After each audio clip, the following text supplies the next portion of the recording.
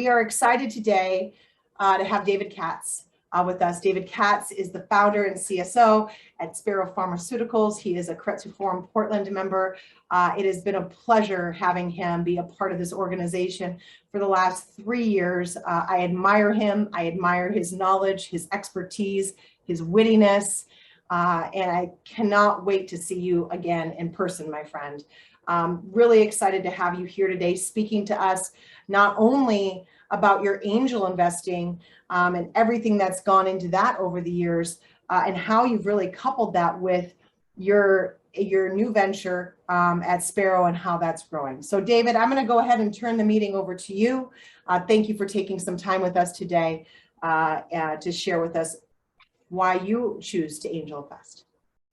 Great, thanks, Brianna. I just want to start out by saying that I am going to talk a lot about impact angel investing, because to me, impact angel investing and the impact of angel investing are inextricably intertwined. And I think you'll see as I go through this how that is, and also to allude to something that Brianna said, there's also been quite a bit of impact of my angel investing activities on the entrepreneurial success that I've had so far. And just by way of introduction, I have been an angel investor for almost 7 years now. Initially, I was a member of Chicago Archangels. When I moved out to Portland 2.5 years ago, I joined both Keiretsu and Thai Angels. And most of my investing since 11 investments in that time have been companies that have come through Keiretsu. I've actually only made 2 investments through Thai Angels. Their deal flow just doesn't comport with my interests as much, but something I really like about Thai. And for those of you who do have time beyond Keiretsu, that I'd encourage you to look at that organization, is they do a lot of mentoring. And I think that's an important part of angel investing as well, not only mentoring fellow entrepreneurs, but also mentoring the next generations of potential entrepreneurs, and that's something that they do really well. So I am also the founder and chief scientific officer of Sparrow Pharmaceuticals, which is an organization that has benefited from Keiretsu Forum. It was seeded by Keiretsu in the summer of 2019, and that experience, I think, really substantially helped prepare me not only financially but practically to achieve at the end of 2020 a $50 million Series A that was led by OrbiMed Advisors with participation by US venture partners and RiverVest partners. And those Keiretsu investors who were wise enough to participate in the seed round received a generous discount to the venture capitalists. And besides $50 million, OrbiMed also provided a new management team to guide the company toward a potential exit in 2023. It's really amazed me how much structure they put into exit planning, and it's really nice, and I think it'll be nice for the Keiretsu investors as well. So we have a new CEO who previously was the CEO of 2 biotechs, and also an executive chairman who's the former CEO of Schwartz Pharma, which was a mid-size European privately owned pharmaceutical company for which he negotiated a multi-billion-dollar exit acquisition. So I am a socially responsible investor, and so it's unavoidable for me to talk about SRI to provide context for what I do as an angel. And as many of you may know, there are different flavors of socially responsible investing. So there is the negative approach, which says, I am not going to invest in weapons. I'm not going to invest in fossil fuels.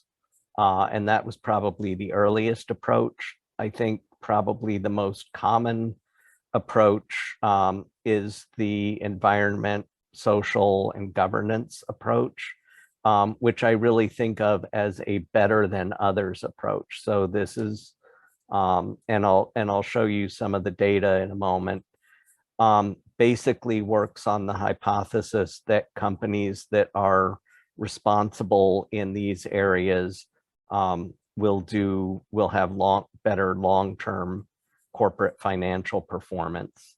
And then there is the positive approach, which is that I want to have specific impact in specific areas that I believe are good for not only financial performance, but also for the betterment of humanity. And that's mostly how I participate in angel investing.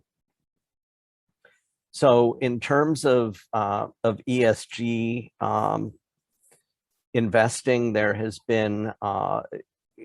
there's often a perception that ESG has a negative impact on financial performance. These are data from a widely cited paper. It's a meta-analysis of studies at the corporate level in terms of what's the relationship between ESG performance and financial performance. And you can see that over the years, there certainly does not seem to be a trend for a negative relationship, but if anything, a trend for a positive relationship at the corporate level between environment, social, and governance practices and long-term financial performance. And it is certainly possible at the mutual fund level, the portfolio level, to be very, very successful applying ESG investing principles. This happens to be the June 30th historical performance of Parnassus Endeavor Fund, which is probably the largest, actually is the largest mutual fund position that we have in our portfolio. This is actually the vehicle through which a majority of our public market portion of our portfolio is held, and we've been investors in this for many years. And you can see that relative to all its peers, both socially responsible and not, that it has had very stable, pretty stable and very favorable performance, being in the top percentile rank across almost all of the historical time look back periods. Now, of course, as with anything, there's a lot of variability between portfolios, and this is a sample of socially responsibly managed mutual funds. And you can see that, as with any other selection of mutual funds, the vast majority of them do not outperform a simple S&P 500 ETF. And in fact, this was actually, this is a snapshot from the end of 2018. So even Parnassus Endeavor, which had its worst year relative to the market in 2018, was slightly below the ETF performance. And of course, there are going to be bad managers in every sort of mutual fund, and that's no less true in ESG funds. And so, it's always important to do your research. One tool that I use on the mutual fund side that's very useful is Morningstar. They provide quite a lot of information about sustainability ratings, and specifically carbon utilization applicable to impact on global climate change. And they have on their website white papers that describe what are these data in quite a lot of detail. So if you have interest in that, this is a really good tool. I'm sure there are probably similar tools for scanning across individual equity instruments, but that's something we don't participate in our portfolio. So I would say, in terms of angel investing, the pillars that I consider important are 2 Ds and 2 Is. So discipline, diligence, individuals, and, as I said earlier, impact is a really important part of my approach to angel investing. And so I think for the first, really, and you'll see each of these as I review what I've done, but disciplined investing across a portfolio, not having a plan, sticking to a plan, not kind of doing angel investing at random.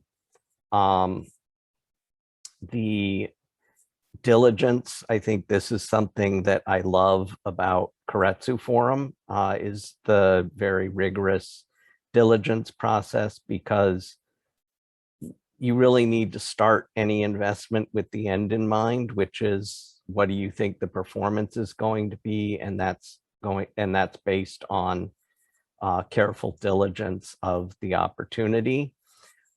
Individuals really invest in entrepreneurs, and that means not only invest in entrepreneurs who you think have the characteristics to be successful, but also often mentoring the individuals who are in charge of the companies in which you've invested to help them be more successful. And I think that's also something that that we often see a good amount of in the Keiretsu Forum. And then impact. And so what is my idiosyncratic approach to impact investing? And it really follows these 3 themes. So one that particularly follows my technical expertise in human health product development, but then also looking for investments that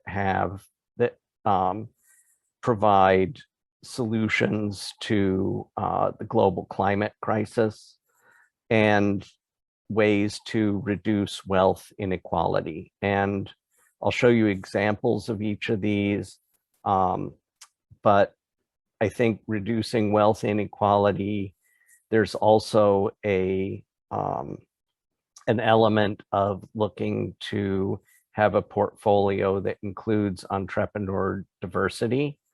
And I think that is something that can be difficult, because there's a natural proclivity to want to invest in people who have shown that they can do this before. And those people tend to be overwhelmingly white and male. And so I do I do try to look beyond that. I've not necessarily been fully successful, but of the companies in which I've invested as an angel, 21% have a BIPOC founder, and 29% have a female founder. And so there's still room for improvement there. And then also, as I've said a couple of times, entrepreneur mentoring. So I've been a recipient of this through Keiretsu Forum and through other and from other angels and fellow entrepreneurs. But it's important to pass it forward both to your peer entrepreneurs and to companies in which you've invested and help. And I think that's a big part, not only of impact investing, but also the impact of angel investing. So, I mean, ultimately what, the value of what anyone's talking about in terms of an approach to angel investing is performance. And the data are still out on my approach to some extent. So I can tell you what data there are. So the first portfolio that I put together, I started with the intention to make 20 equal investments in 5 years. Actually did that in 5.2 years. What I found, what I learned along the way that I hadn't really appreciated before I became an angel investor is the importance of top-up or follow-on investments, and that I wound up making additional investments, which I hadn't planned initially, in companies that were portfolio companies. Many of those were smaller investments, as they were pro rata portions of subsequent rounds, but a small number of them were actual like second investments at the same amount as the initial investment. In terms of performance and you can see the distribution of companies there, a lot of it in health or health IT. And you can also see that I have not absolutely held to investing only in the areas of specific impact that I want to have, but when a really good opportunity came along outside of those areas, I did invest in it. So of the 20 companies, currently 11 of them are revenue generating and growing. 4 of them are still in product development, which is not surprising given the large concentration of health products that I have. However, all of those companies have achieved subsequent financing rounds. There are 2 zombies, which it is what it is. And I've had 3 exits, and one of them was not a successful exit.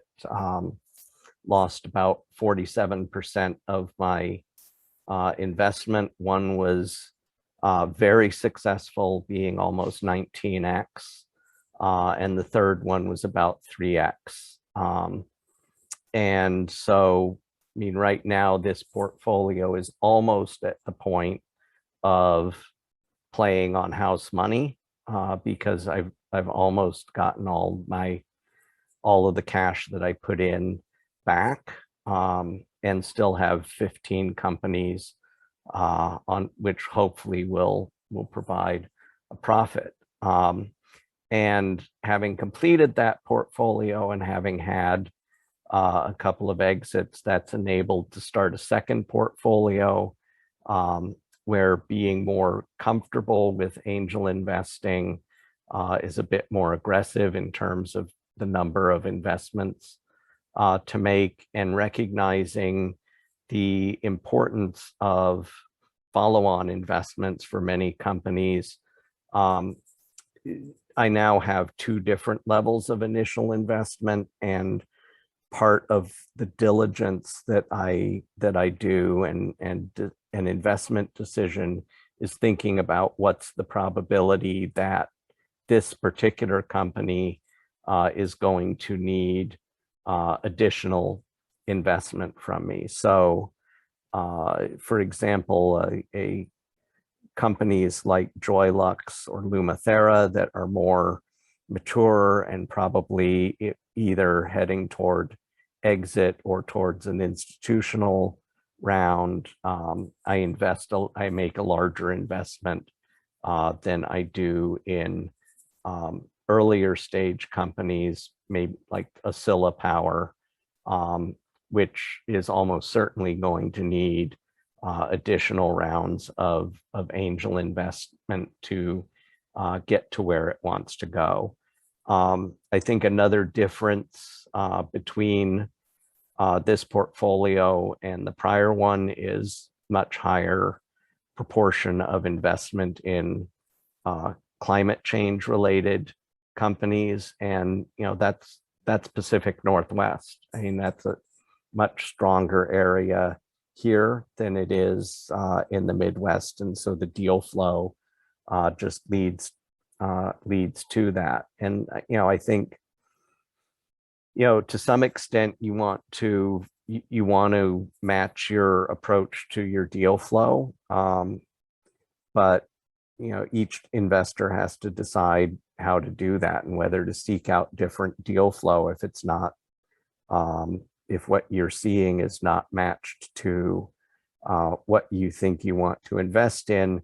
Don't just invest because that's what's there, but go out, maybe you want to go out and seek more of what you really want.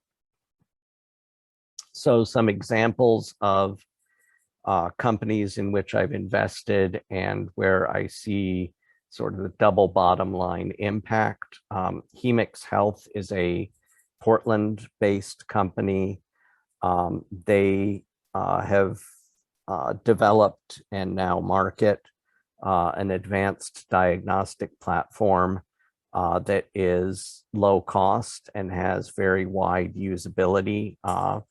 It is much less restrictive in terms of logistical issues compared to other diagnostic platforms, and they have really strong IP, particularly around some of the methods that they use for their initial products. And the initial product market fit for this is really tropical diseases. So a lot of their market is currently in developing or is in developing economies, where they have tests that are starting to get much wider use in Africa and India for sickle cell anemia and malaria.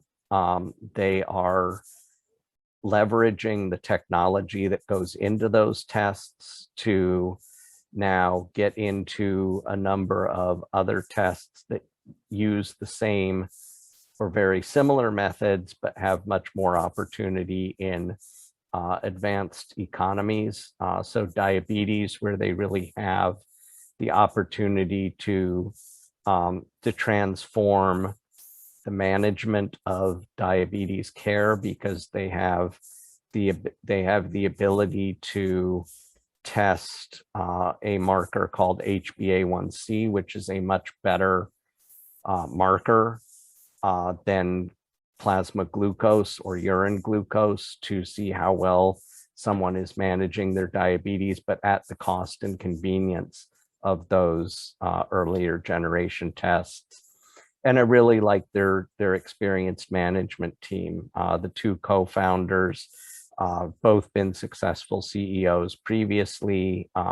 CEO Patty White has had a couple of prior exits in the diagnostics and medical device space, and they've also hired actually someone I knew when I was at Abbott, as a bit and is really a good business development executive and to join the team. And so that was a nice add, but really a lot of impact on human health. Keiretsu company that I've invested in, Maxterial. What I like about this is that they have environmentally friendlier chemistry. So this is better than, it's not perfect, to help eliminate hexavalent chromium. And this is, I mean, they have a great position because there's a global mandate to eliminate this material within about 3 years from now, and there aren't yet good alternatives for many of the uses of that. And they have made, it's a young team, they are coachable, and they've definitely made some progress since the initial investment, particularly in terms of building the team to include people who have the experience that they lack. You may have wondered what I mean by reducing wealth inequality and how do you invest in that? And a lot of that is educational technology. But Spring Advisors is a really interesting company. It is a Chicago-based, and what they do is they provide financial coaching, a software-based financial coaching platform for employees. And this has been very effective. It's getting a lot, they're getting a lot of traction. And this is founded by a young guy who's really mission-based. I mean, he literally wrote a manifesto. It's much smaller than Karl Marx's manifesto, but he wrote and published a book that really describes a very cogent philosophy of how to combine capitalism and social democracy to the benefit of people who are currently living paycheck to paycheck. Hey, David, I don't mean to interrupt. We're about 105 right now. And this is the last slide. Okay, perfect. So overall, what is the impact of angel investing? I'd say it's multidimensional. So of course, you do want there to be direct financial benefit. In my case, I want to make the world a better place. And so that's core to the approach.